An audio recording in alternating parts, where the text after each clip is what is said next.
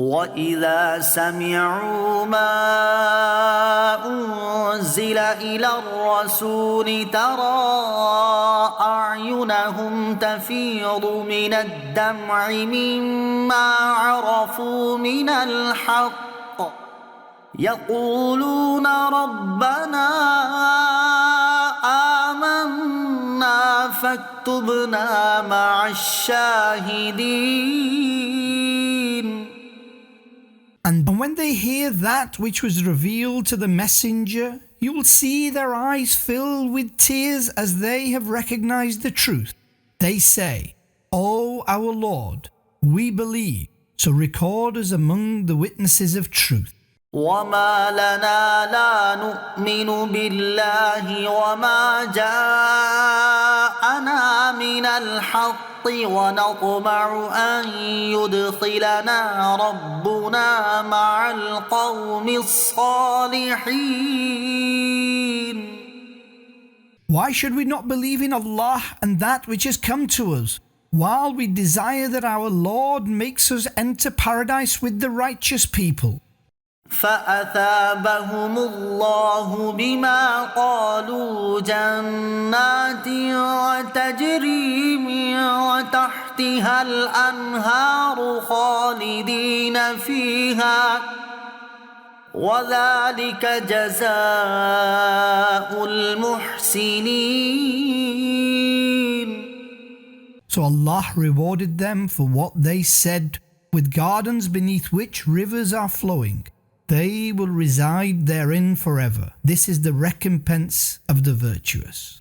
والذين كفروا وكذبوا بآياتنا أولئك أصحاب الجحيم.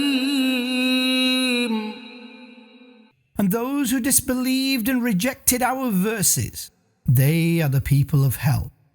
يا أيها الذين آمنوا لا تحرموا طيبات ما أحل الله لكم ولا تعتدوا إن الله لا يحب المعتدين.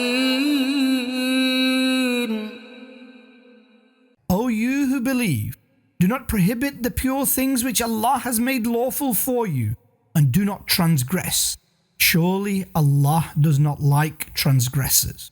وَكُلُوا مِمَّا رَزَقَكُمُ اللَّهُ حَلَالًا طَيِّبًا وَاتَّقُوا اللَّهَ الَّذِي أَنْتُمْ بِهِ مُؤْمِنُونَ. And eat from the lawful and pure sustenance which Allah provides for you, and fear Allah in whom you believe. لا يؤاخذكم الله باللغو في أيمانكم ولكن يؤاخذكم بما عقدتم الأيمان فكفارته إطعام 10 مساكين من أوسط ما تطعمون أهليكم أو كسوتهم أو تحرير رقبة فمن لم يجد فصيام 3 أيام ذلك كفارة أيمانكم إذا حلفتم واحفظوا أيمانكم كذلك يبين الله لكم آياته لعلكم تشكرون. Allah will not seize you due to your unintentional oaths. However, He will seize you due to your affirmed oaths. So, the expiation for such an oath is to feed 10 destitute people with normal food which you feed your family, or to give clothing to them, or to free a slave. So whosoever does not find the resources of expiation, then he should fast for 3 days. This is expiation for your oaths when you express them. fulfill your oaths. Thus Allah states His verses for you so that you may be grateful. يا أيها الذين آمنوا إنما الخمر والميسر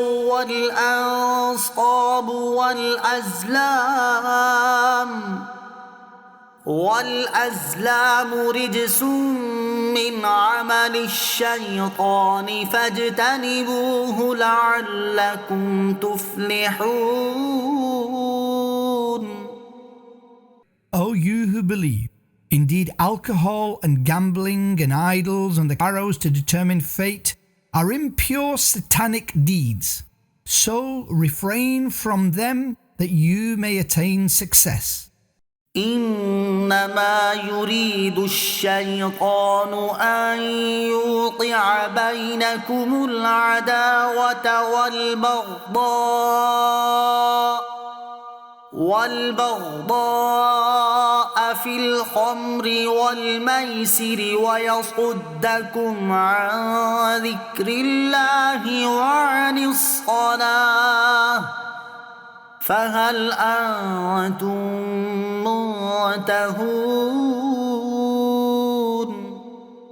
Indeed, Satan only desires to instill enmity and extreme hatred between you through alcohol and gambling, and to prevent you from the remembrance of Allah and the prayer. So do you abstain?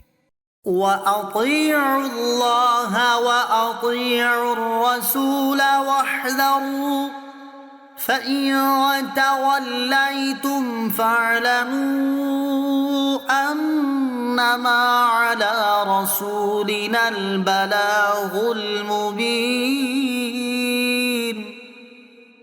Obey Allah and the Messenger and remain vigilant. Then if you turn away, know that it is only incumbent upon our Messenger to clearly convey, preach. ليس على الذين آمنوا وعملوا الصالحات جناح فيما طعموا إذا ما اتقوا وآمنوا وعملوا الصالحات ثم اتقوا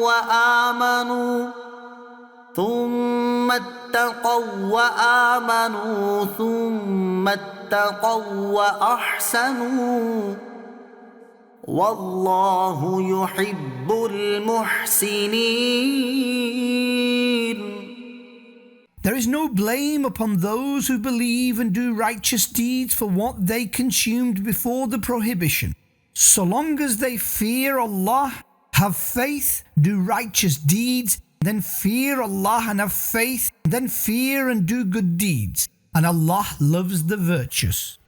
يا أيها الذين آمنوا ليبلونكم الله بشيء من الصيد تناله أيديكم ورماحكم ليعلم الله من يخافه بالغيب فمن اعتدى بعد ذلك فله عذاب أليم.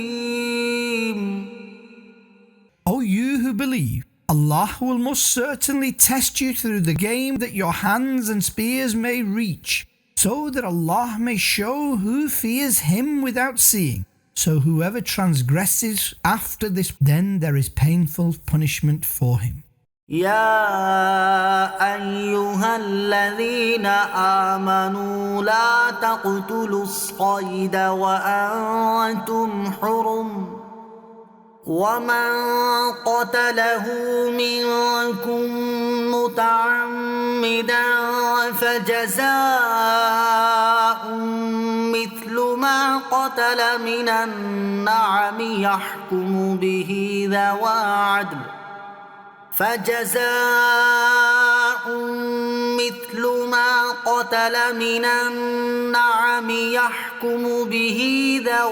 عدل منكم هديا بالغ الكعبة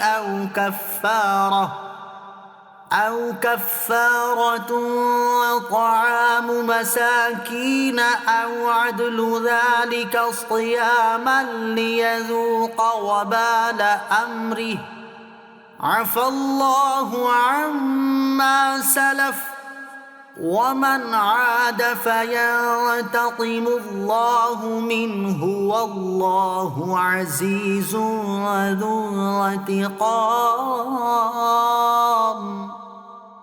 O you who believe, do not kill game while in the state of ihram, and whosoever kills it intentionally among you, then the expiation is that he gives as a sacrifice the equivalent of the killed animal from livestock, as decided by two upright individuals from you. This should reach the Kaaba. Or he should give food to the destitute as expiation, or the equivalent of that in fasting, so that he may taste the grave consequences of his deed.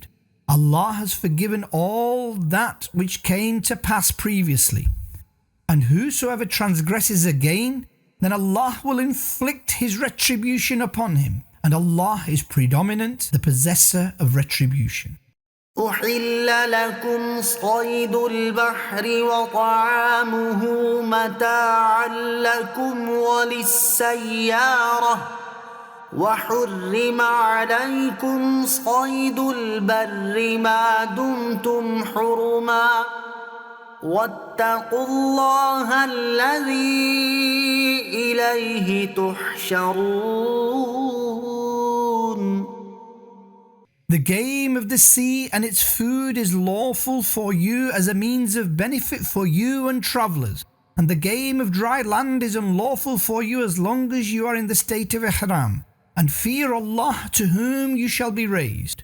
جعل الله الكعبة البيت الحرام قياما للناس والشهر الحرام والهدي والقلائد ذلك لتعلموا أن الله يعلم ما في السماوات وما في الأرض وأن الله بكل شيء عليم. Allah has made the Kaaba, the sacred house, a means of establishment for people, and the sacred month, and the sacrificial animal brought forth, and the animals with marked collars brought forth for sacrifice of Hajj. This is so that you become certain that Allah knows whatever is in the heavens and whatever is in the earth, and that Allah knows everything. اعلموا أن الله شديد العقاب وأن الله غفور رحيم. Know that Allah is severe in retribution, and that Allah is most forgiving, most merciful. ما على الرسول إلا البلاغ والله يعلم ما تبدون وما تكتمون. Only preaching is incumbent upon the messenger, and Allah knows whatever you reveal and whatever you conceal. قل لا يستوي الخبيث والطيب ولو أعجبك كثرة الخبيث فاتقوا الله يا أولي الألباب لعلكم تفلحون. Say, the impure and the pure are not equal, even if the abundance of the impure amazes you. So, fear Allah, O people of understanding, so that you may attain success.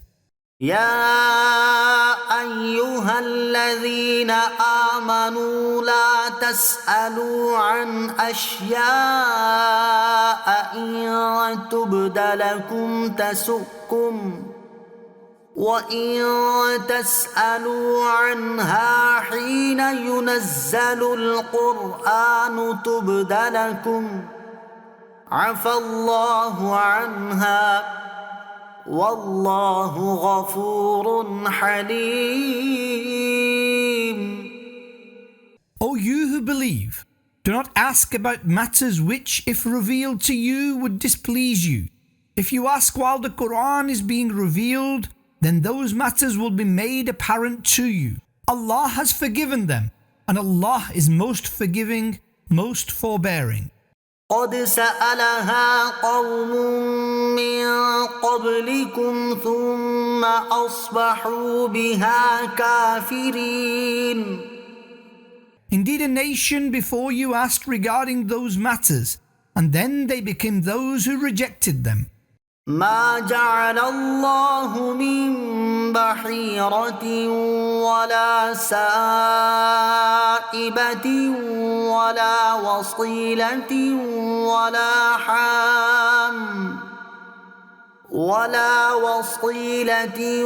ولا حام ولكن الذين كفروا يفترون على الله الكذب وأكثرهم لا يعقلون.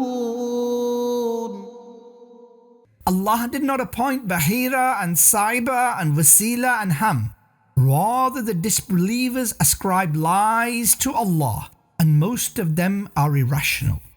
وإذا قيل لهم تعالوا إلى ما أنزل الله وإلى الرسول قالوا حسبنا ما وجدنا عليه آباءنا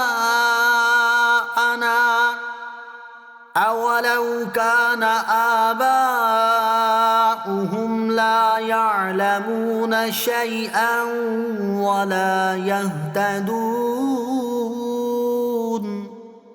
And when it is said to them, come forth to that which Allah revealed and towards the messenger, they say, sufficient for us is that upon which we found our forefathers. Is this the case even if their forefathers knew nothing and are not guided? يا أيها الذين آمنوا عليكم أنفسكم لا يضركم من ضل إذا اهتديتم إلى الله مرجعكم جميعا فينبئكم بما كنتم تعملون.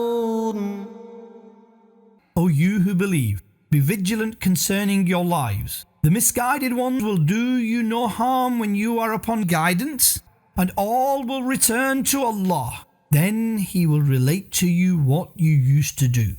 يا أيها الذين آمنوا شهادة بينكم إذا حضر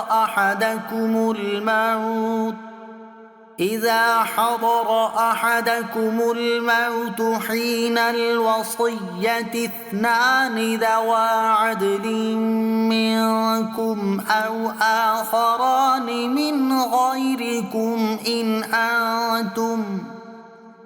إن أنتم ضربتم في الأرض فأصابتكم مصيبة الموت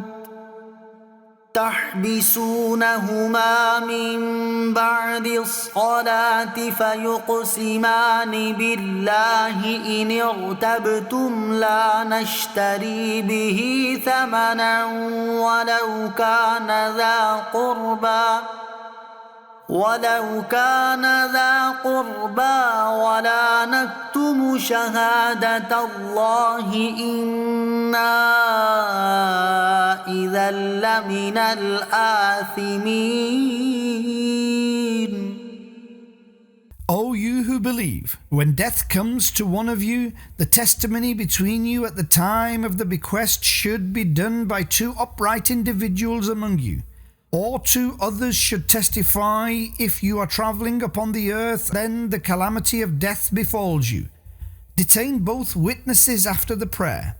Then, if you are in doubt, they must swear by Allah that, We will not take a sum in exchange of the oath, even if it is a close relative, and we will not conceal the testimony of Allah. If we do such a thing, indeed, then we will be among the sinful. فإن عثر على أنهما استحقا إثما فآخران يقومان مقامهما من الذين استحق عليهم الأوليان فيقسمان بالله لشهادتنا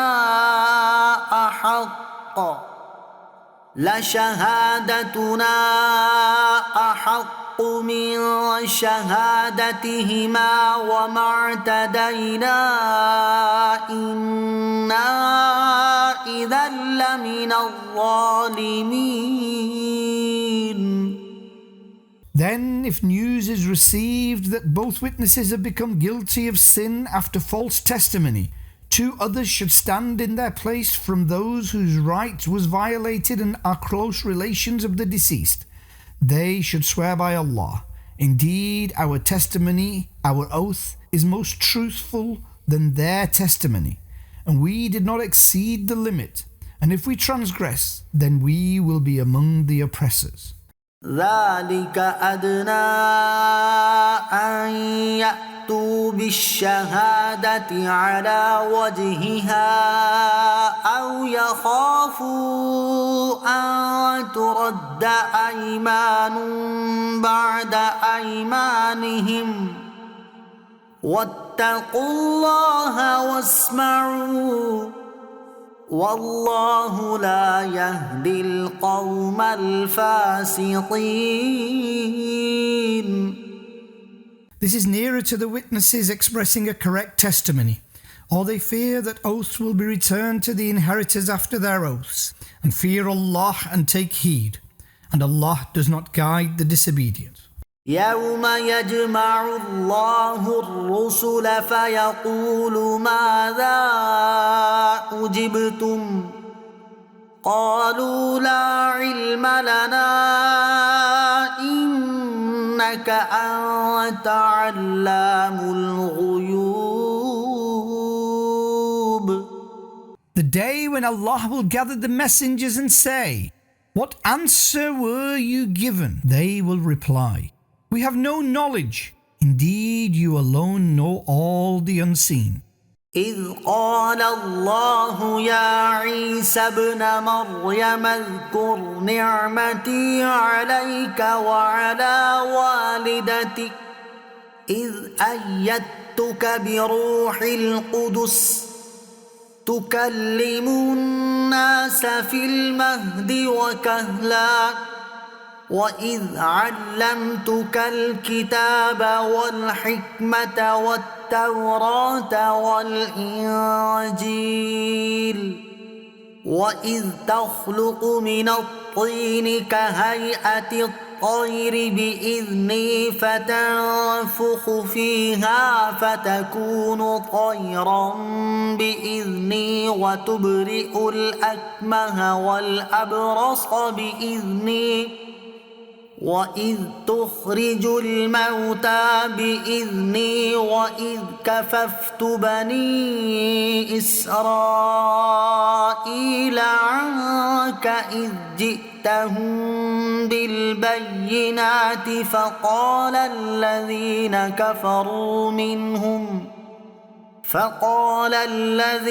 كفروا منهم إن هذا إلا سحر مبين. When Allah will say, "O Isa, son of Maryam, remember my favor upon you and your mother when I helped you through the sacred spirit Jibrail. You spoke to the people in the cradle and in adulthood, and when I taught you the book, wisdom, the Torah, and the Injil, gospel, and when you would make a bird-like form from clay with my permission, then you would blow therein so it would become a bird with my command, and you would cure those born blind and the leper with my command. and when you would bring the dead to life with my command, and when I prevented the children of Israel from harming you, when you came to them with clear signs, the disbelievers among them said, "This is only clear magic." وإذ أوحيت إلى الحواريين أن آمنوا بي وبرسولي قالوا آمنا واشهد بأننا مسلمون. And when I inspired the disciples, Hawariyun, to believe in me and my messenger, they said, "We believe, and O Isa, bear witness that we are Muslims." إذ قال الحواريون يا عيسى ابن مريم هل يستطيع ربك أن ينزل علينا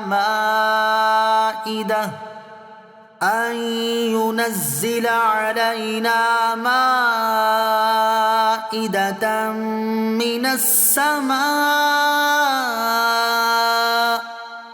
قال اتقوا الله إن كنتم مؤمنين.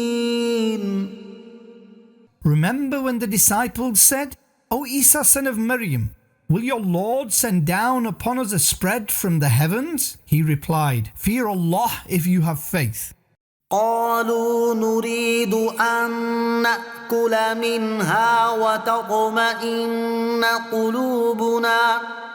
وتطمئن قلوبنا ونعلم أن قد صدقتنا ونكون عليها من الشاهدين.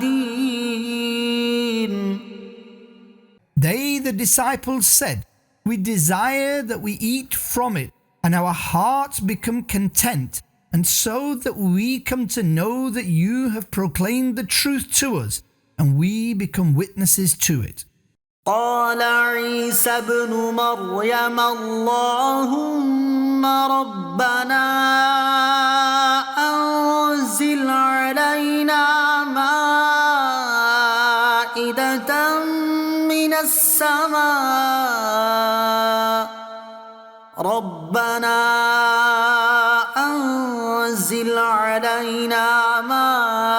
مائدة من السماء تكون لنا عيدا لأولنا وآخرنا وآية منك وارزقنا وأنت خير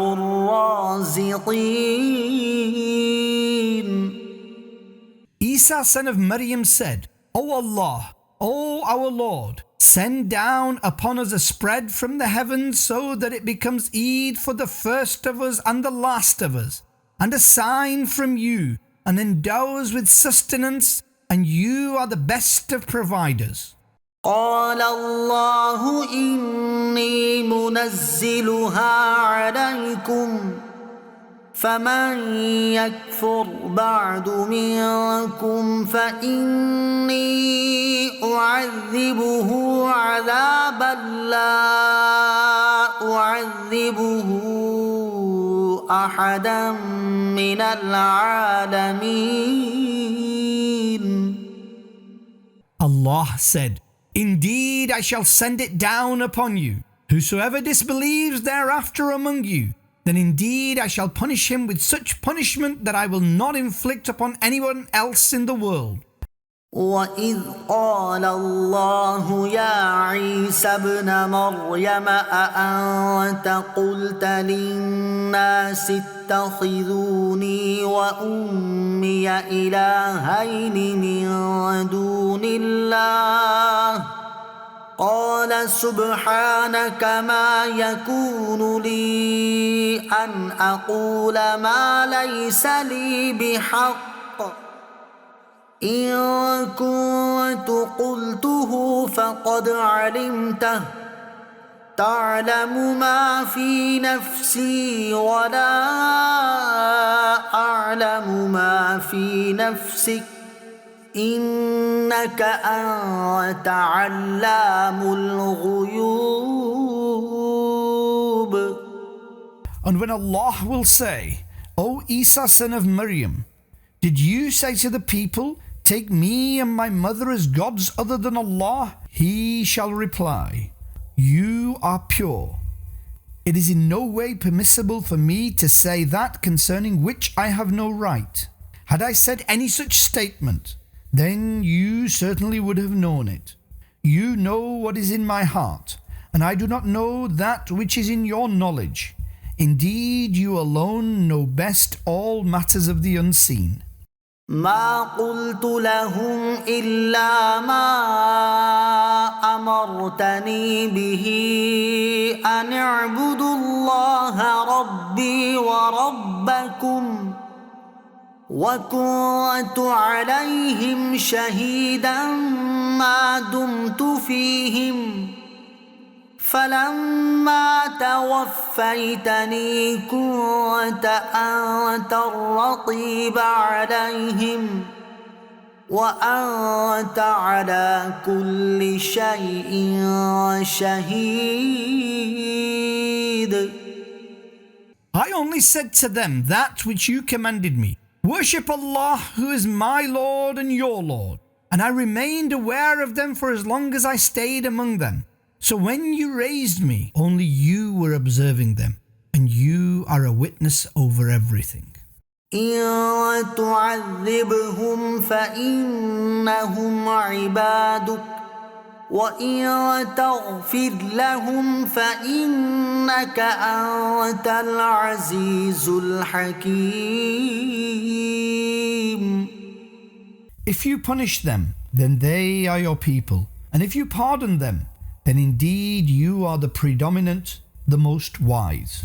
قال الله هذا يوم ينفع الصادقين صدقهم لهم جنات تجري من تحتها الأنهار خالدين فيها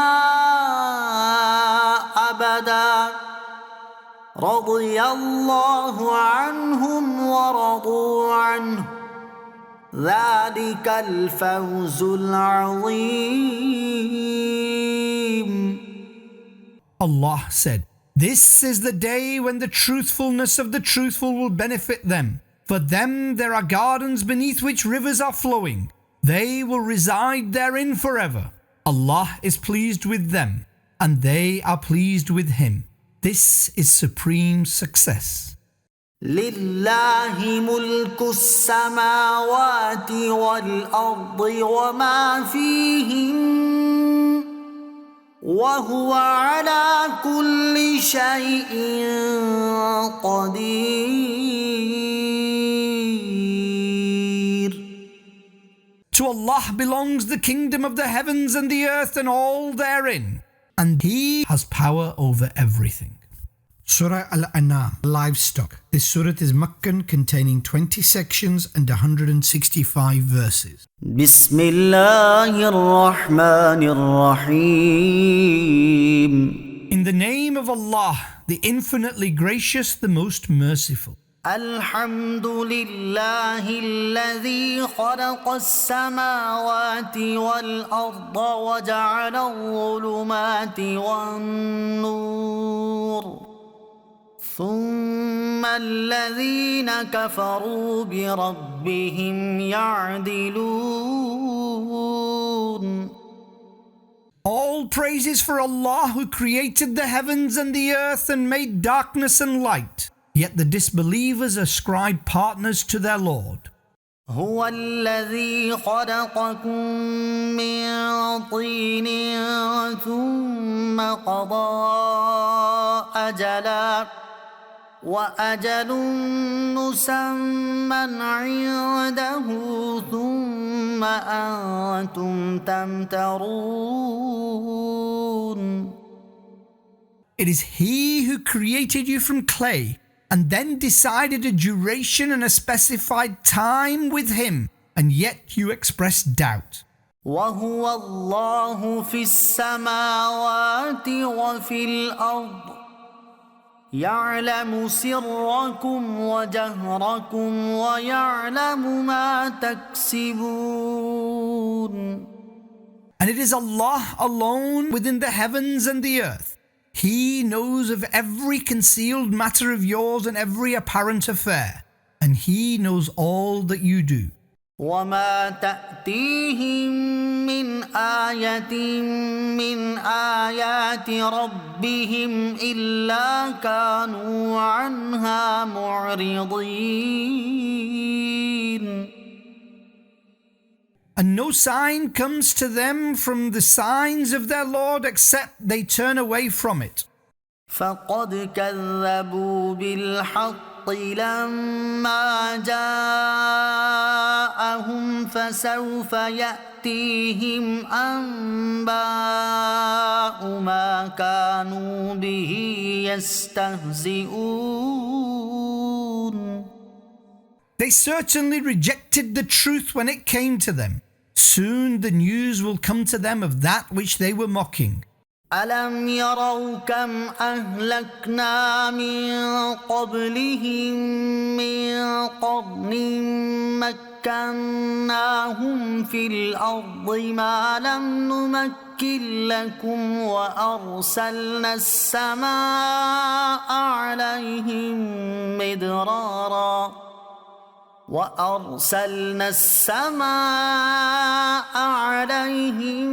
مدرارا وجعلنا الأنهار تجري من تحتهم فأهلكناهم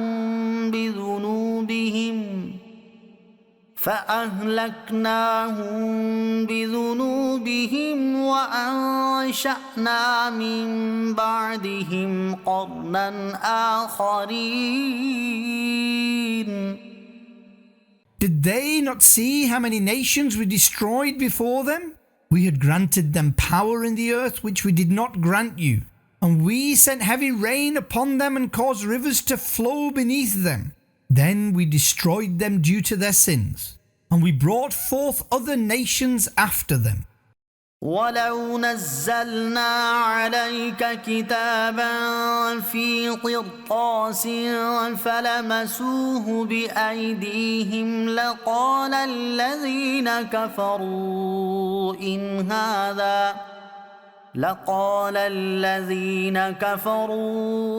إن هذا إلا سحر مبين. And had we revealed to you something written on parchment and then they touched it with their hands, even then the disbelievers would have certainly said, this is clear magic. وقالوا لولا أنزل عليه ملك ولو أنزلنا ملكا لقضي الأمر ثم لا ينظرون. And they, disbelievers, said, why was an angel not sent down upon him?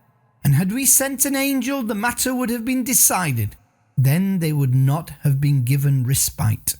ولو جعلناه ملكا لجعلناه رجلا وللبسنا عليهم ما يلبسون. And had we made the prophet an angel, even then we would have made him a man, and we would have cast doubt over them just as they are in doubt now. ولقد استهزئ برسل من قبلك فحاق بالذين سخروا منهم ما كانوا به يستهزئون. And O beloved Prophet, indeed messengers who preceded you were treated with contempt, and so those who mocked among them were beset by their mockery. قل سيروا في الأرض ثم انظروا كيف كان عاقبة المكذبين. Say, explore the earth, then observe what became of those who rejected. قل لمن ما في السماوات والأرض قل لله كتب على نفسه الرحمة ليجمعنكم إلى يوم القيامة لا ريب فيه الذين خسروا أنفسهم فهم لا يؤمنون. Say, to whom belongs all that is in the heavens and the earth? Say, to Allah. He has decreed mercy for himself. He will most certainly gather you on the day of judgment about which there is no doubt. Those who have cast their lives into loss do not embrace faith. وله ما سكن في الليل والنهار وهو السميع العليم. And all that exists in the night and the day belongs to him. He is the all-hearing, all-knowing. قل أغير الله أتخذ وليا فاطر السماوات والأرض وهو يطعم ولا يطعم قل إني أمرت أن أكون أول من أسلم ولا تكونن من المشركين. Say, should I take as a protector anyone other than Allah who created the heavens and the earth, and he feeds and is free of consumption? Say, I have been commanded to be the first to submissively obey and must never be among the polytheists. قل إني أخاف إن عصيت ربي عذاب يوم عظيم. Say, if I disobey my Lord, I fear the punishment of the momentous day. من يصرف عنه يومئذ فقد رحمه وذلك الفوز المبين. Allah has indeed bestowed mercy upon the one from whom punishment is averted that day, and this is clear success. وإن يمسسك الله بضر فلا كاشف له إلا هو وإن يمسسك بخير فهو على كل شيء قدير. And if Allah brings suffering upon you, then there will be no one to remove it except Him. And if He brings goodness to you, He has power over everything. وهو القاهر فوق عباده وهو الحكيم الخبير. And He is predominant over His people, and He is most wise, most aware.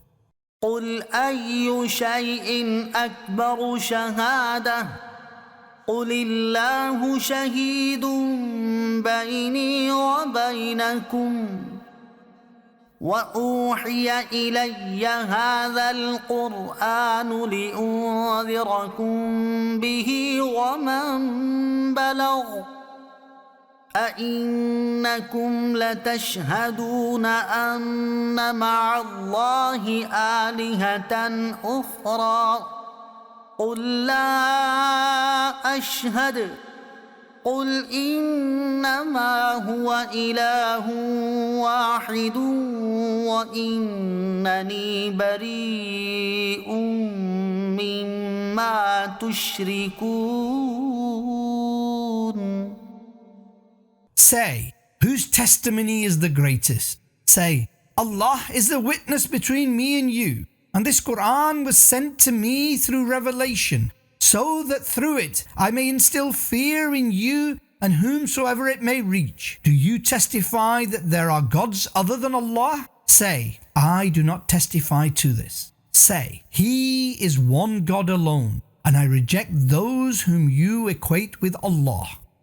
الذين آتيناهم الكتاب يعرفونه كما يعرفون أبناءهم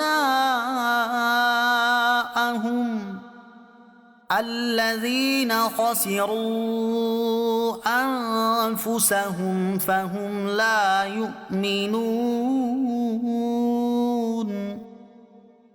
Those to whom we gave the book recognized the prophet just as they recognized their sons. Those who have cast their lives into loss do not embrace faith. ومن أظلم ممن افترى على الله كذبا أو كذب بآياته إنه لا يفلح الظالمون. And who is a greater oppressor than he who ascribes a lie to Allah or rejects his verses? Indeed, the oppressors will not triumph. ويوم نحشرهم جميعا ثم نقول للذين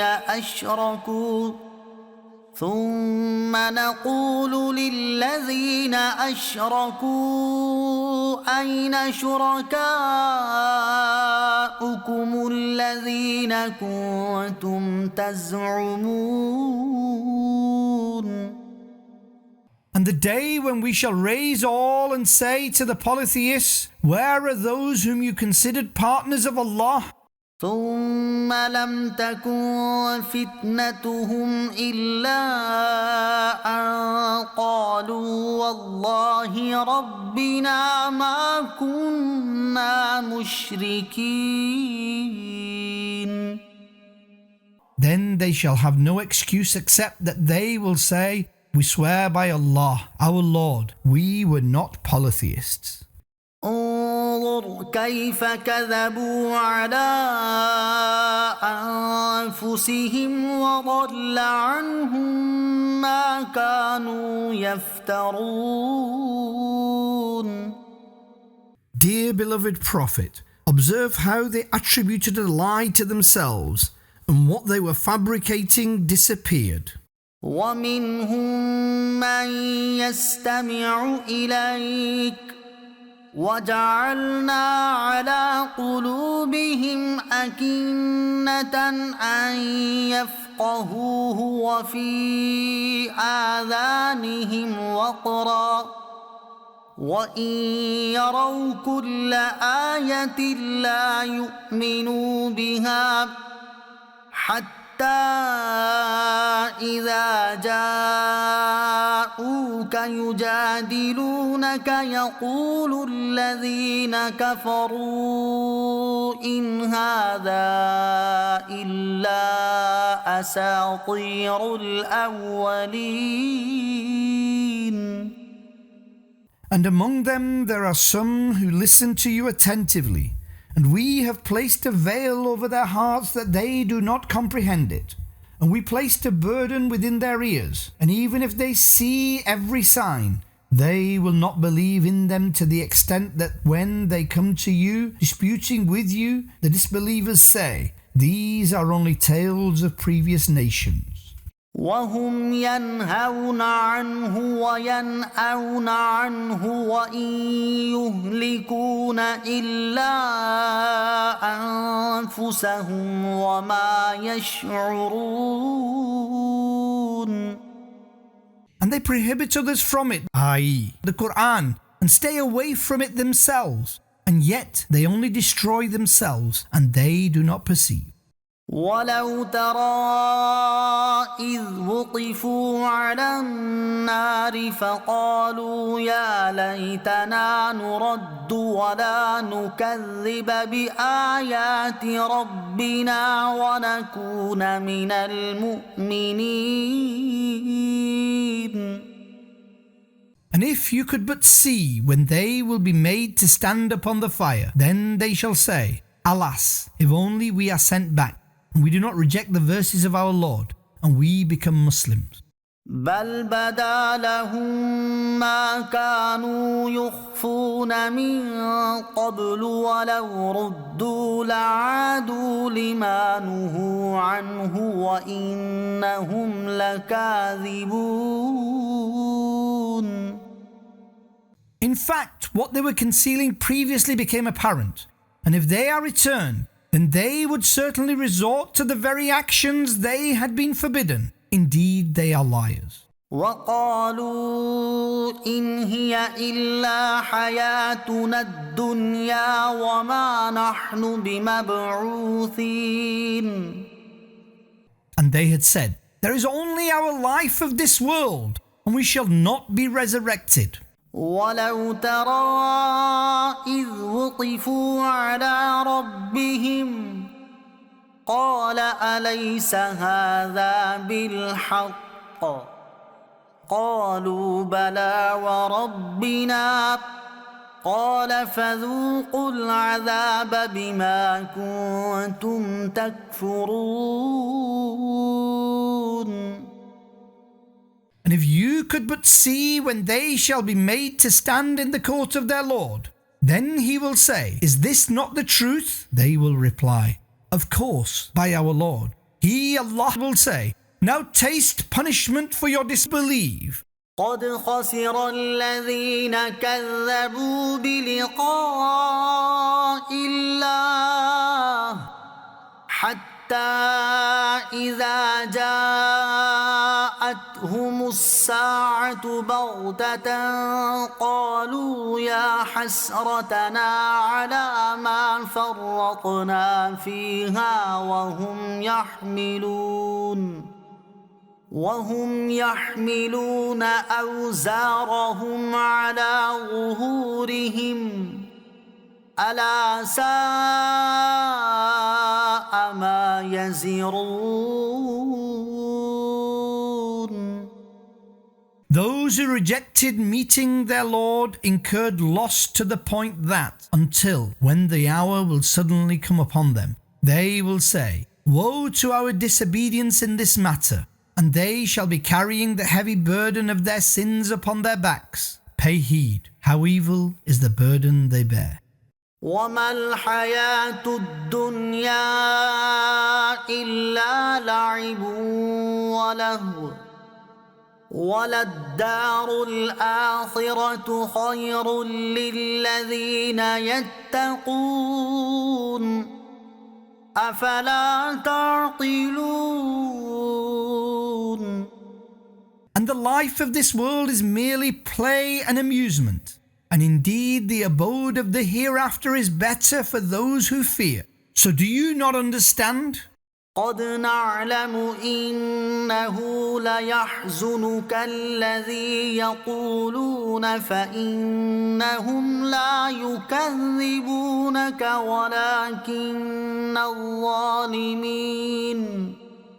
ولكن الظالمين بآيات الله يجحدون.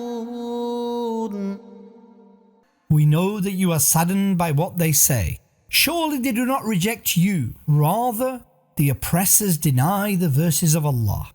ولقد كذبت رسل من قبلك فصبروا على ما كذبوا وأوذوا حتى أتاهم نصرنا ولا مبدل لكلمات الله ولقد جاءك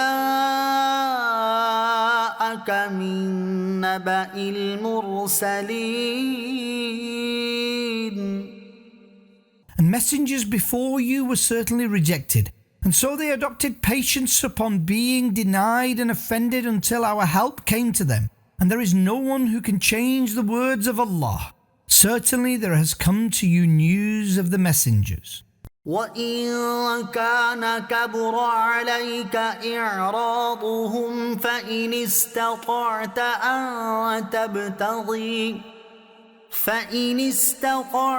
أَن تَبْتَغِيَ نَفَقًا في الأرض أو سلما في السماء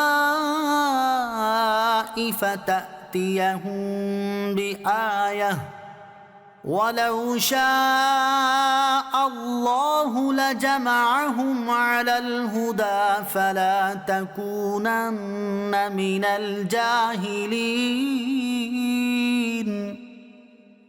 And if their denial distresses you, Then build, if you can, a tunnel through the earth or a stairway to the heavens, and bring forth a sign for them.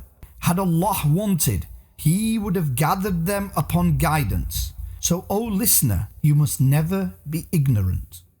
إنما يستجيب الذين يسمعون والموتى يبعثهم الله ثم إليه يرجعون. Only those who truly listen accept the truth, and Allah will resurrect the dead-hearted people, and then they shall be returned to Him. وقالوا لولا نزل عليه آية من ربه قل إن الله قادر على أن ينزل آية ولكن أكثرهم لا يعلمون. And they, the disbelievers, said, Why has no sign been sent down to him from his Lord? Say, Indeed, Allah is able to send down a sign, but many of them do not know. وما من دابة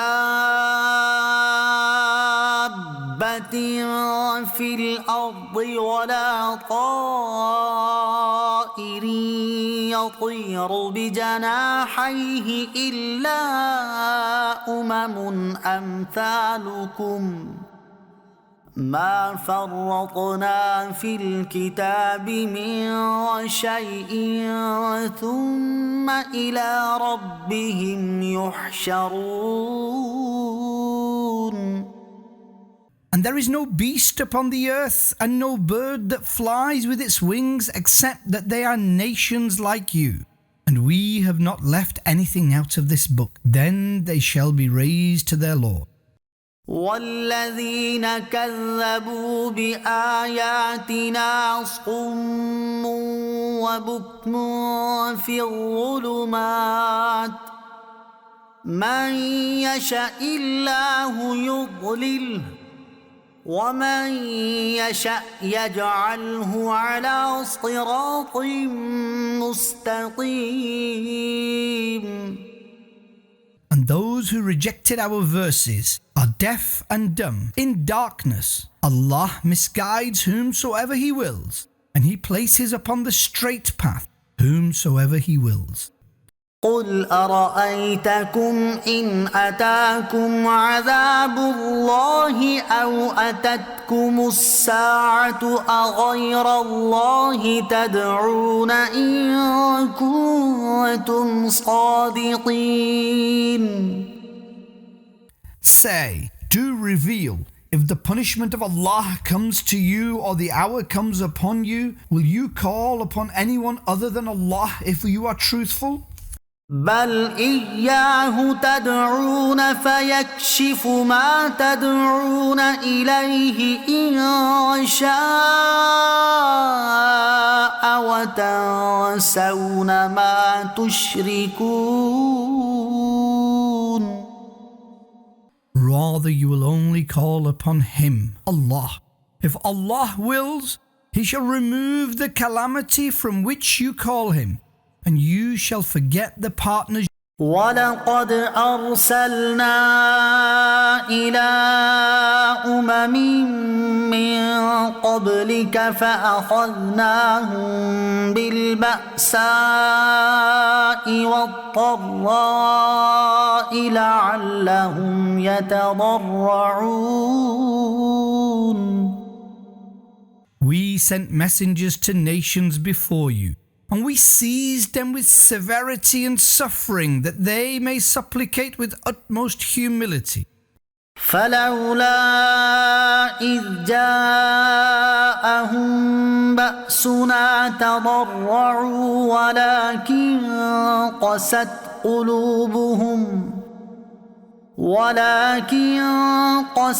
قلوبهم وزين لهم الشيطان ما كانوا يعملون.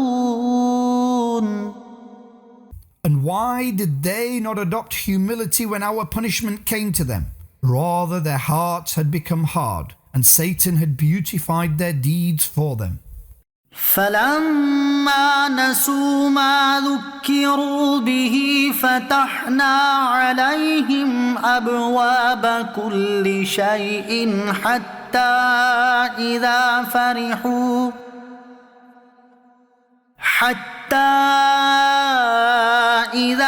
فرحوا بما أوتوا أخذناهم بغتة فإذا هم مبلسون.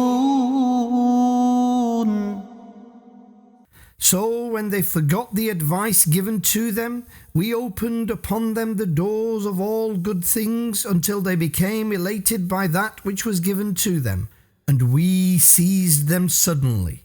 Thus now they are in despair.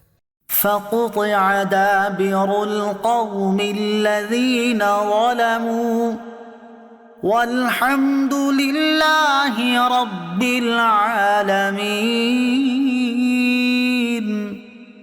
So the root of the oppressors was severed, and all excellences belong to Allah, the Lord of the creation.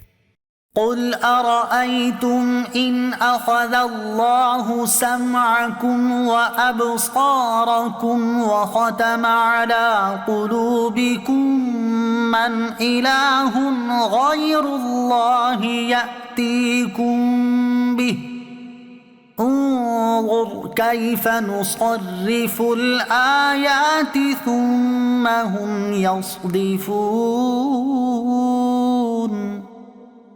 Say, O people, do tell me, if Allah takes your ears and your eyes and seals your hearts, then which God other than Allah is there who will bring them to you? Observe how we state our signs repeatedly, and even then these people turn away. قل أرأيتكم إن أتاكم عذاب الله بغتة أو جهرة هل يهلك إلا القوم الظالمون. Say, tell me, if the punishment of Allah comes to you suddenly or openly, then who shall be destroyed other than the oppressors? وما نرسل المرسلين إلا مبشرين ومنذرين فمن آمن وأصلح فلا خوف عليهم ولا هم يحزنون. And we only send messengers as bearers of glad tidings and warners. So those who believe and reform themselves, they will neither have fear nor will they grieve. والذين كذبوا بآياتنا يمسهم العذاب بما كانوا يفسقون. And those who rejected our verses will be inflicted with punishment due to their persistent transgression. قل لا أقول لكم عندي خزائن الله ولا أعلم الغيب ولا أقول لكم إني ملك إن أتبع إلا ما يوحى إلي قل هل يستوي الأعمى والبصير أفلا تتفكرون. Say, I do not say to you that I have the treasures of Allah, and I do not say I come to know of the unseen independently, and I do not say to you that I am an angel. I am only a follower of the revelation which comes to me. Say, can the blind and sighted be equal? So do you not reflect? وأنذر به الذين يخافون أن يحشروا إلى ربهم ليس لهم من دونه ولي ولا شفيع لعلهم يتقون. And warn with the Quran those who fear that they will be raised before their Lord when they will neither have a supporter nor any intercessor other than Him, so that they become righteous. ولا تطرد الذين يدعون ربهم بالغداة والعشي يريدون وجهه ما عليك من حسابهم من شيء وما من حسابك عليهم من شيء فتطردهم فتكون من الظالمين. And do not expel those who call upon their Lord morning and evening seeking His pleasure. You are not accountable for their reckoning, and they are not accountable for your reckoning. So if you drive them away, then this matter would be far from justice. وكذلك فتنا بعضهم ببعض ليقولوا أهؤلاء من الله عليهم من بيننا أليس الله بأعلم بالشاكرين. And thus we tested some of them through others so that they say, are these the people upon whom Allah has bestowed favour among us? Does Allah not know best those who are grateful? وَإِذَا جَاءَكَ الَّذِينَ يُؤْمِنُونَ بِآيَاتِنَا فَقُلْ سَلَامٌ عَلَيْكُمْ كَتَبَ رَبُّكُمْ عَلَى نَفْسِهِ الرَّحْمَةَ أَنَّهُ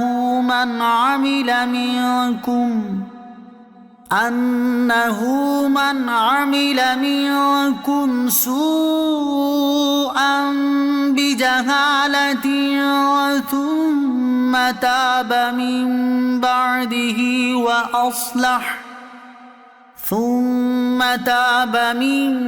بعده وأصلح فأنه غفور رحيم. And when those who believe in our verses come to you, then say to them, peace be upon you. Your Lord has taken upon Himself to bestow mercy, that whosoever among you commits sin in ignorance, but repents thereafter and reforms himself, Allah is most forgiving, most merciful. وَكَذَلِكَ نُفَصِّلُ الْآيَاتِ وَلِتَسْتَبِينَ سَبِيلُ الْمُجْرِمِينَ. And thus we explain our verses so that the path of the wrongdoers becomes clear. قُلْ إِنِّي نُهِيتُ أَنْ أَعْبُدَ الَّذِينَ تَدْعُونَ مِن دُونِ اللَّهِ قُلْ لا أتبع أهواءكم قد ضللت إذا وما أنا من المهتدين. Say, I have been forbidden to worship those whom you worship other than Allah. Say, I do not comply with your desires. I would stray, and I would not be among the rightly guided.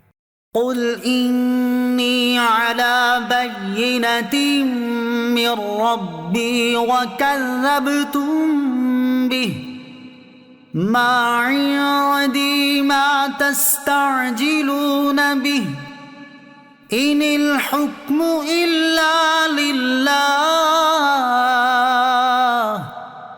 يقص الحق وهو خير الفاصلين. Say, I am upon clear evidence from my Lord, and you have rejected him. That punishment which you demand in haste is not with me. The command is for Allah alone. He states the truth, and He is the best of judges. قل لو أن عندي ما تستعجلون به لقضي الأمر بيني وبينكم والله أعلم بالظالمين. Say, if I had that which you demand in haste, then the matter between me and you would have been resolved, and Allah knows best the oppressors. وعنده مفاتح الغيب لا يعلمها إلا هو ويعلم ما في البر والبحر وما تسقط من ورقة إلا يعلمها ولا حبة في ظلمات الأرض ولا رطب ولا يابس إلا في كتاب مبين.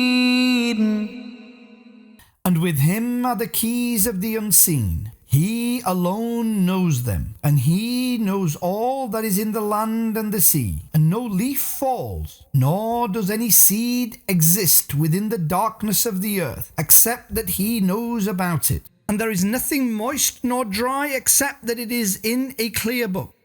وهو الذي يتوفاكم بالليل ويعلم ما جرحتم بالنهار ثم يبعثكم فيه ليقضى أجل مسمى ثم إليه مرجعكم ثم ينبئكم بما كنتم تعملون. And it is he who takes your souls by night and knows whatever you earn by day. Then he raises you in the day so that the specified duration comes to pass. Then to him you will return, and he will relate to you what you used to do. وهو القاهر فوق عباده ويرسل عليكم حفظه حتى إذا جاء أحدكم الموت توفته رسلنا وهم لا يفرطون. And it is he who is predominant over his people, and he sends guardians over you until when death comes to one of you, our angels take his soul, and they do not err. ثم ردوا إلى الله مولاهم الحق ألا له الحكم وهو أسرع الحاسبين. Then they shall be returned to Allah, who is their true Lord. Pay heed, the command is his alone, and he is most swift in reckoning.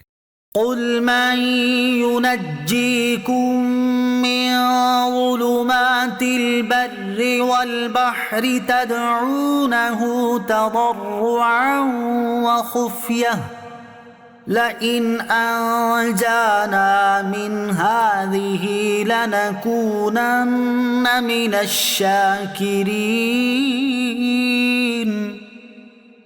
Say, who grants you salvation from the terrors of land and sea? You call upon him with utmost humility and in secret, saying, if he saves us from this, we shall most certainly become grateful. قل الله ينجيكم منها ومن كل كرب ثم أنتم تشركون. Say, Allah grants you salvation from this and from every ordeal, and even then you resort to polytheism? قل هو القادر على أن يبعث عليكم عذابا من فوقكم أو من تحت أرجلكم أو يلبسكم شيعا ويذيق بعضكم بأس بعض.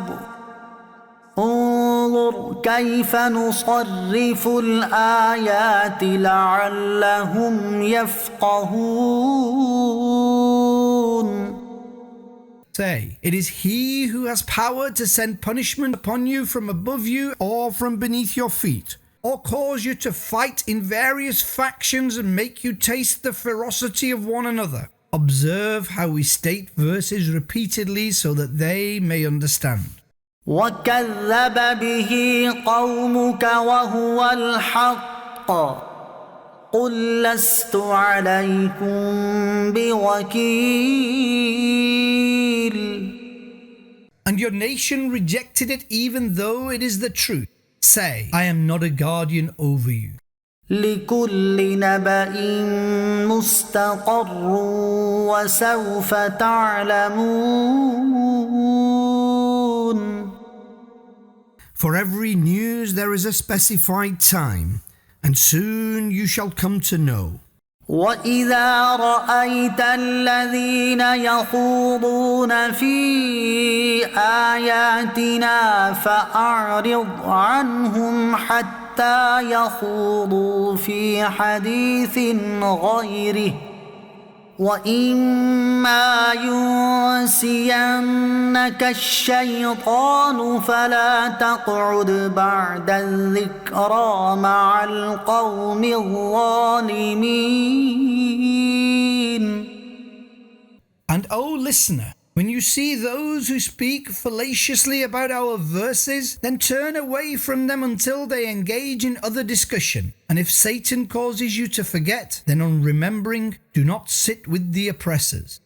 وما على الذين يتقون من حسابهم من شيء ولكن ذكرى لعلهم يتقون. And the righteous are not accountable at all for the reckoning of the misguided, but there is counsel so that they, the sinners, may desist. وذر الذين اتخذوا دينهم لعبا ولهوا وغرتهم الحياة الدنيا وذكر به أن تبسل نفس بما كسبت ليس لها من دون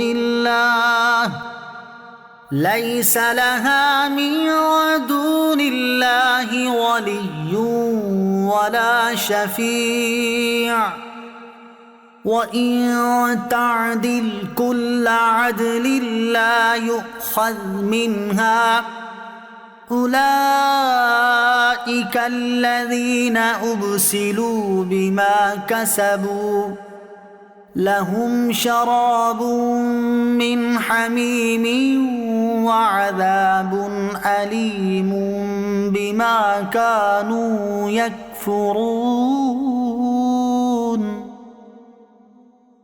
And renounce those who made their religion play and amusement, and are deceived by the life of this world, and advised with it, i.e., the Quran, lest a life be ruined due to its deeds. There shall be no helper nor intercessor for it other than Allah, and if it offers every ransom, it will not be taken from it. These very people were ruined because of their actions. For them there is the drink of boiling water and painful punishment due to their disbelief.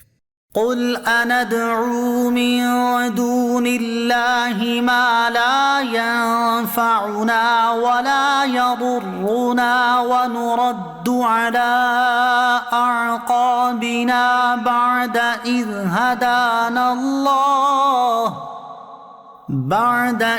هدانا الله كالذي استهوته الشياطين في الأرض حيران له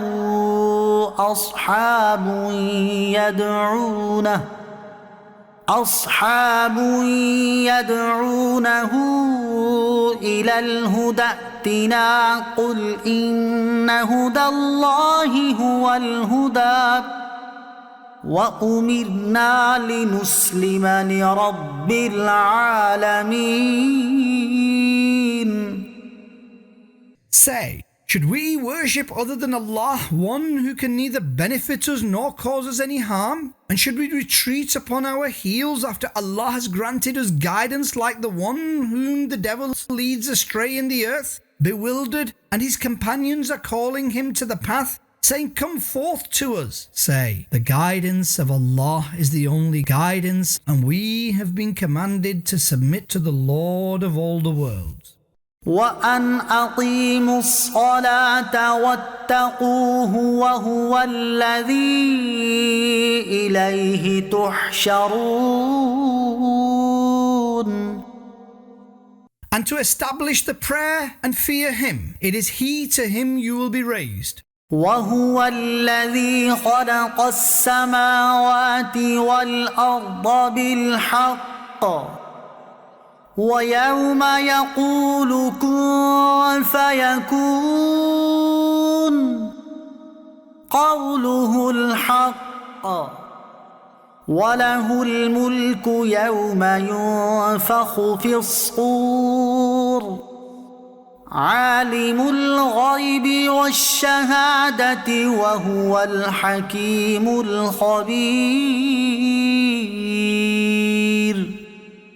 And it is He who created the heavens and the earth with the truth. And on the day He will say to every lifeless creation, "Be," and it will come to life. His word is true, and to Him belongs the kingdom on the day when the horn will be blown. He is the knower of the concealed and the apparent, and He is the most wise, most aware.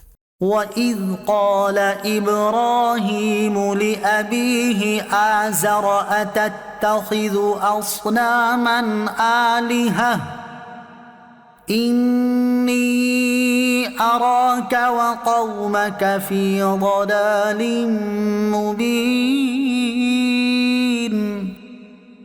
And remember when Ibrahim said to his father Azar, "Do you take idols as your gods? Indeed, I see you and your nation in clear misguidance."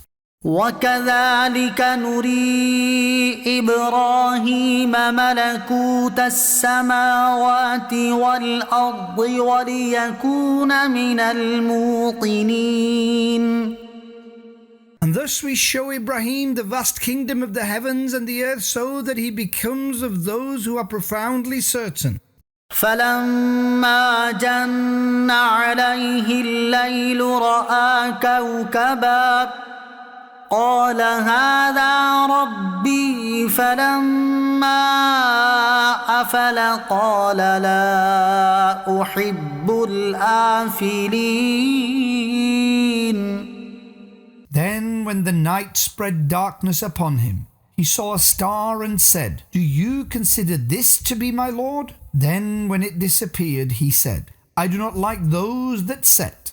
فلما رأى القمر بازغا قال هذا ربي فلما أفل قال لئن لم يهدني ربي لأكونن من القوم الضالين.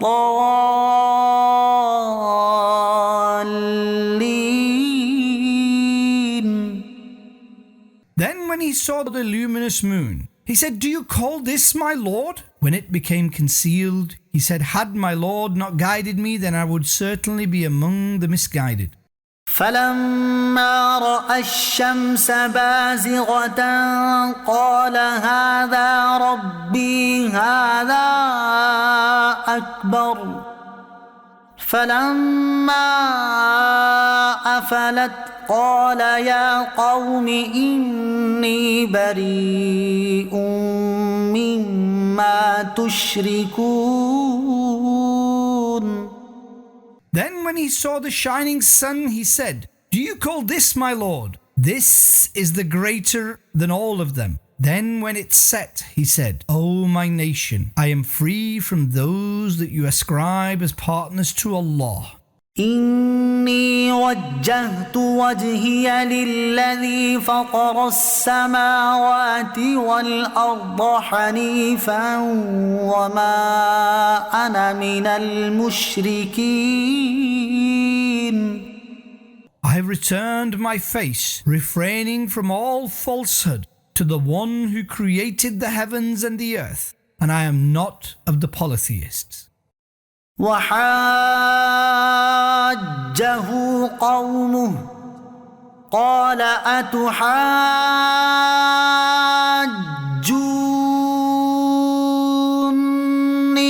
في الله وقد هدان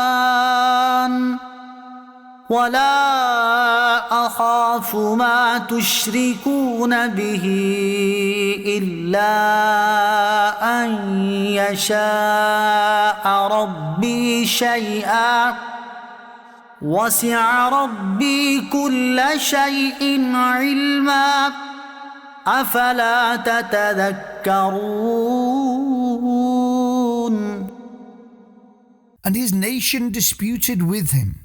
He, Ibrahim, said, Do you argue with me about Allah while He has granted me guidance? And I do not fear those partners whom you ascribe to Him except this, that my Lord wills a matter. The knowledge of my Lord encompasses everything. So do you not accept advice?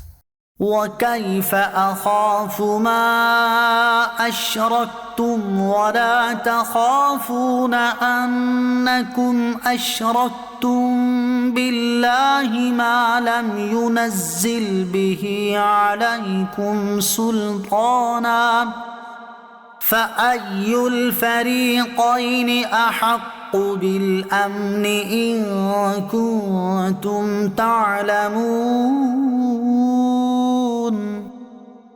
And why should I fear your false associate gods when you do not fear ascribing partners to Allah whom He did not validate? So who of us is more deserving of protection? Tell me if you know. الذين آمنوا ولم يلبسوا إيمانهم بظلم أولئك لهم الأمن وهم مهتدون. Those who believe and do not enshroud polytheism with faith, then for those very people there is protection and they are rightly guided. وتلك حجتنا آتيناها إبراهيم على قومه نرفع درجات من نشاء إن ربك حكيم عليم. And this is our sound evidence which we granted Ibrahim against his people. We raise the ranks of whomsoever we will. Indeed, your Lord is most wise, all-knowing. ووهبنا له إسحاق ويعقوب كلا هدينا ونوحا هدينا من قبل ومن ذريته داود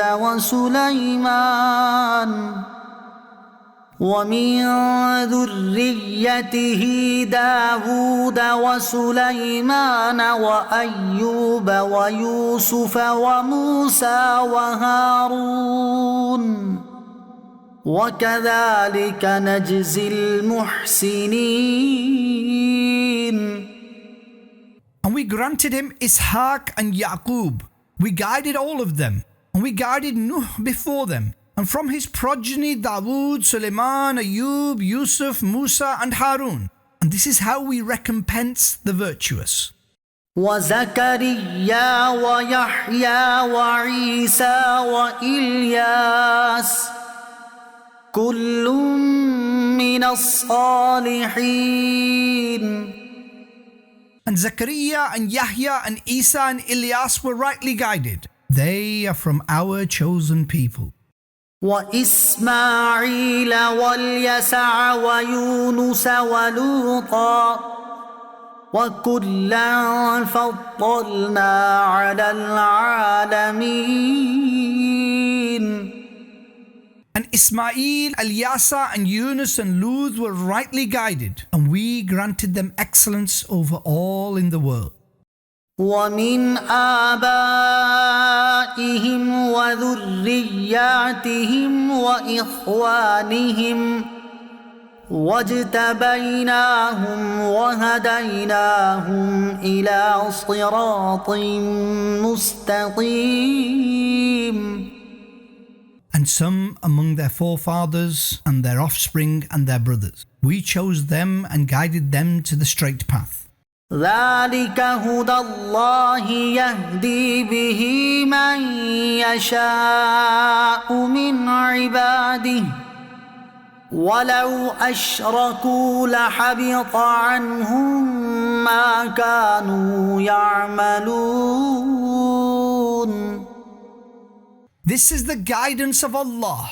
He guides whomsoever He wills from His people. Had they resorted to polytheism, then all their deeds would have become void.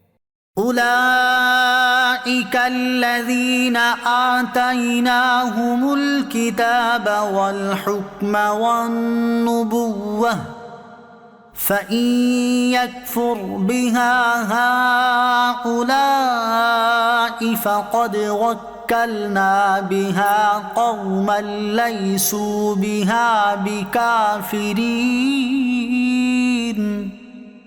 These are the very people to whom we gave the book, wisdom and prophethood. Therefore, if the disbelievers reject these matters, then we have appointed a nation that does not deny these matters. أولئك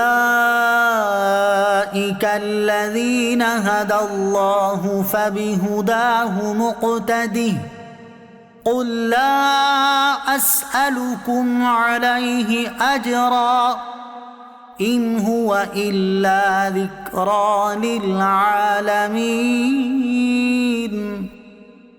These are the very honorable people who were guided by Allah. So adhere to their guidance. Say, I do not ask you for any recompense for it. It is only advice for all inhabitants of the world. وما قدروا الله حق قدره إذ قالوا ما أنزل الله على بشر من شيء قل من أنزل الكتاب الذي جاء به موسى نورا وهدى للناس تجعلونه قراطيس تبدونها وتخفون كثيرا وعلمتم ما لم تعلموا أنتم ولا آباؤكم قل الله ثم ذرهم في خوضهم يلعبون. And the Jews did not honor Allah as He should be honored when they said, Allah has not revealed anything to man. Say, who revealed the book which Musa brought? It was light and guidance for people which you had made into separate pieces of parchment. You reveal little and conceal much, and you are taught what you and your forefathers did not know. Say, Allah, then leave them playing in their fallacy. وهذا كتاب أنزلناه مبارك مصدق الذي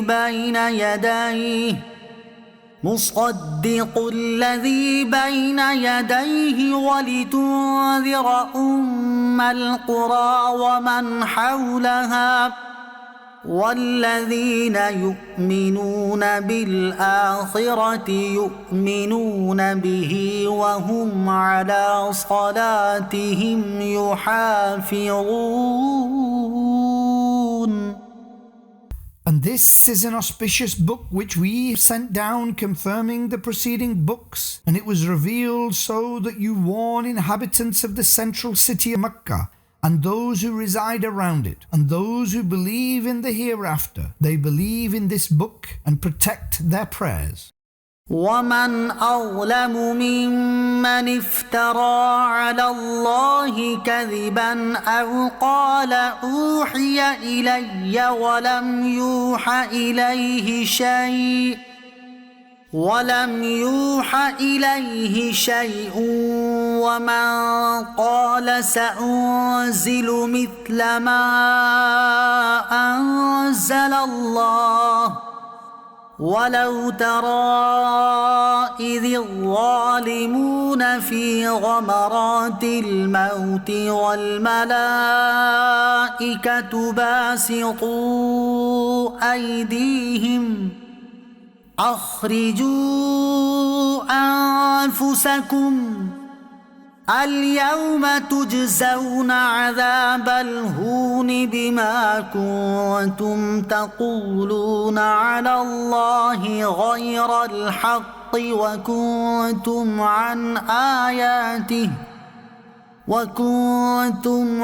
آياته تستكبرون.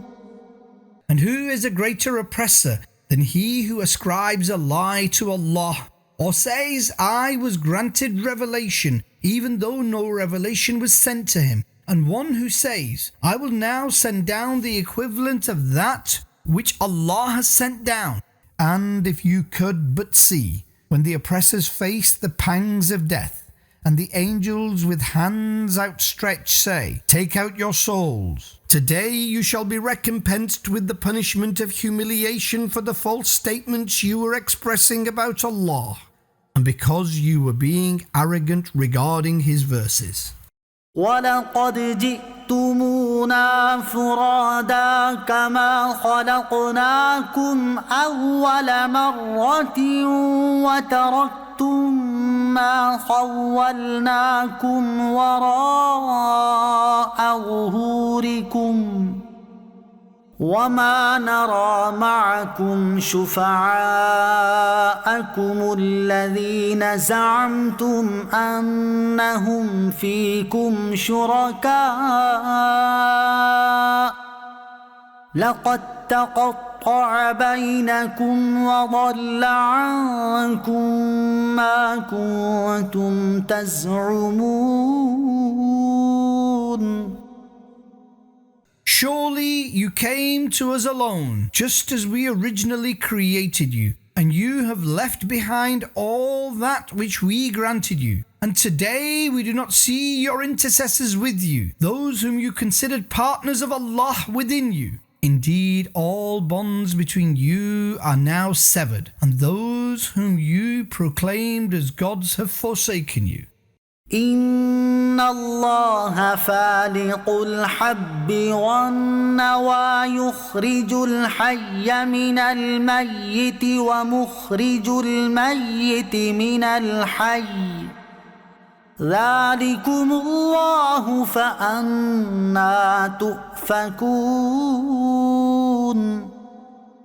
Indeed, Allah is the one who splits the seed and the date stone. He brings forth the living from the dead, and He is the one who brings forth the dead from the living. This is Allah. So where are you wandering? فالق الإصباح وجعل الليل سكنا والشمس والقمر حسبانا ذلك تقدير العزيز العليم. He splits the darkness, bringing forth morning, and He has made the night a time of rest, and the sun and moon means for calculating time. This is the specified reckoning of the predominant, the all-knowing. وهو الذي جعل لكم النجوم لتهتدوا بها في ظلمات البر والبحر قد فصلنا الآيات لقوم يعلمون. And it is He who made the stars for you that you may navigate through the darkness of land and sea. Indeed, we have stated signs in detail for people of knowledge. وهو الذي أنشأكم من نفس واحدة فمستقر ومستودع قد فصلنا الآيات لقوم يفقهون. And it is He who created you from one life, and then granted you an abode and a repository. Indeed, we stated signs in detail for the people of understanding.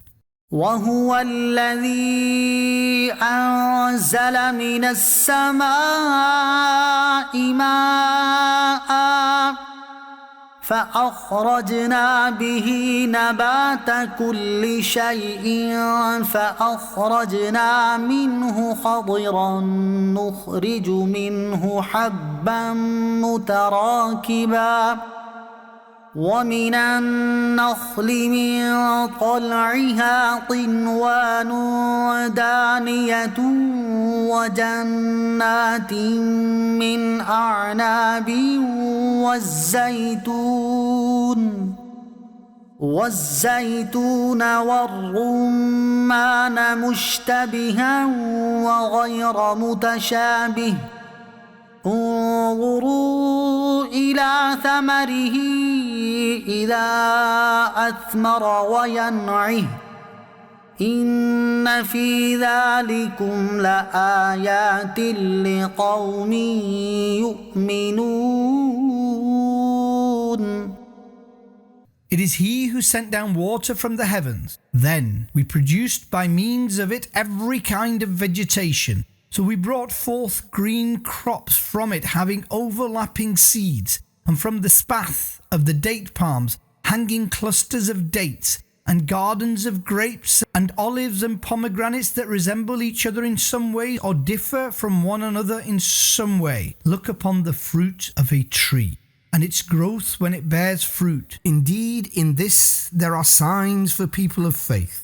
وجعلوا لله شركاء الجن وخلقهم وخرقوا له بنين وبنات بغير علم سبحانه وتعالى عما يصفون. Some people made the jinn partners for Allah, although it is He who created the jinn, and they falsely ascribed sons and daughters to Him in ignorance, while He, Allah, is pure from and exalted above that which they state. بديع السماوات والأرض أنى يكون له ولد ولم تكن له صاحبة وخلق كل شيء وهو بكل شيء عليم. He is the creator of the heavens and the earth, without any previous example. How can there be offspring from Him, while He has no wife? And He created everything, and He knows everything. ذلكم الله ربكم لا إله إلا هو خالق كل شيء فاعبدوه وهو على كل شيء وكيل. This Allah is your Lord. There is none worthy of worship except Him. He is the creator of all things. So worship Him, and He is a guardian over everything. لا تدركه الأبصار وهو يدرك الأبصار وهو اللطيف الخبير. Eyes cannot encompass Him, and He encompasses all eyes. And He is the knower of every detail, the most aware. قد جاءكم بصائر من ربكم فمن أبصر فلنفسه ومن عمي فعليها وما أنا عليكم بحفيظ. Conclusive proof has come to you from your Lord. So whosoever sees them, then it is beneficial for his soul. And he who remains blind, then this harm is upon him. And I, the Prophet, am not a guardian over you. وكذلك نصرف الآيات وليقولوا درست ولنبينه لقوم يعلمون. And thus, we repeatedly state our signs, and so that the disbelievers say, you have studied, and so that we clarify for the people of knowledge. اتبع ما أوحي إليك من ربك لا إله إلا هو وأعرض عن المشركين. Adhere to the revelation sent to you from your Lord. There is none worthy of worship except him, and turn away from the polytheists. ولو شاء الله ما أشركوا وما جعلناك عليهم حفيظا وما أنت عليهم بوكيل. Had Allah willed, they would not have resorted to polytheism. We have not made you a protector over them, nor are you a guardian over them. ولا تسبوا الذين يدعون من دون الله فيسبوا الله عدوا بغير علم كذلك زينا لكل أمة عملهم ثم إلى ربهم مرجعهم فينبئهم بما كانوا يعملون. And do not curse those whom they call upon in worship other than Allah, as they will blaspheme against Allah in transgression due to ignorance. Thus we have adorned for every nation their deeds. Then they shall return to their Lord, and so he will reveal to them all that they were doing. وأقسموا بالله جهد أيمانهم لئن جاءتهم